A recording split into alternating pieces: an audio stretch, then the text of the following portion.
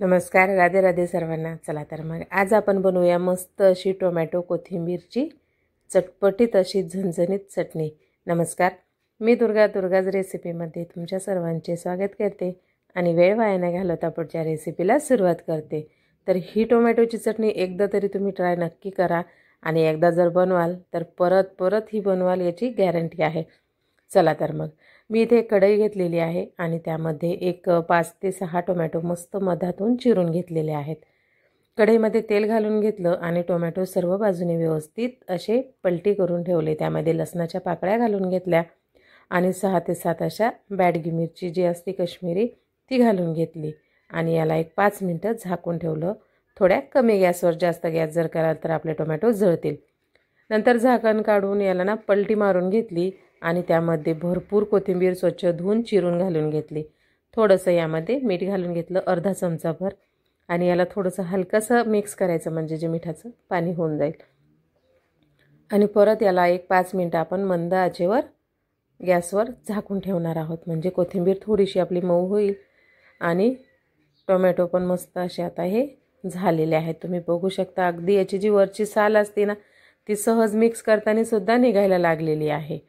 तर आता हे थोडंसं फक्त मी परतून घेतलं आणि आता गॅस घेतलेला आहे बंद करून आणि जी टोमॅटोची साल असतात ती काढून घेतली आणि हे जे टोमॅटो, लसूण, मिरची, कोथिंबीर आपण परतून घेतलेली म्हणजेच फ्राय करून घेतलेली ती मिक्सरमध्ये घालून घ्यायची आणि मस्त याची पेस्ट तयार करून घेतली।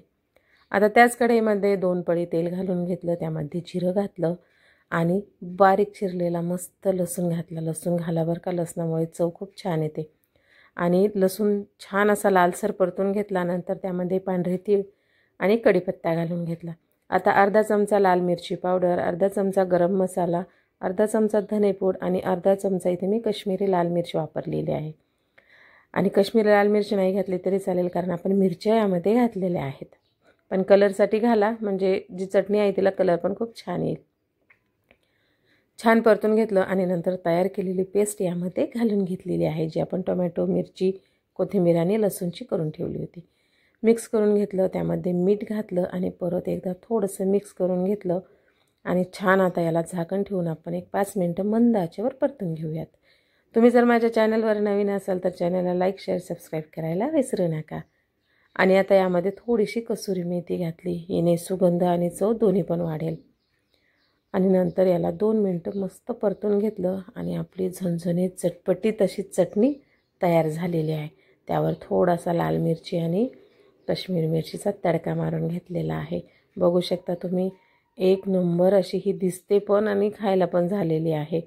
ही चटणी तुम्ही कमीत कमी 2 ते 3 दिवस फ्रीजमध्ये स्टोअर करून ठेवू शकता। चव आणि टेस्ट दोन्ही पण बदलणार नाही।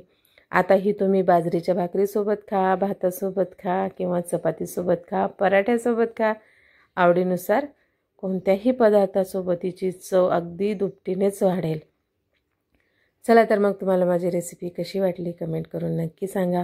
व्हिडिओ आवडला असेल तर लाईक, शेअर, सबस्क्राईब करायला विसरू नका। झणझणीत चटपटीत खा, मस्त रहा। चला तर भेटूया पुढच्या रेसिपीमध्ये। नमस्कार।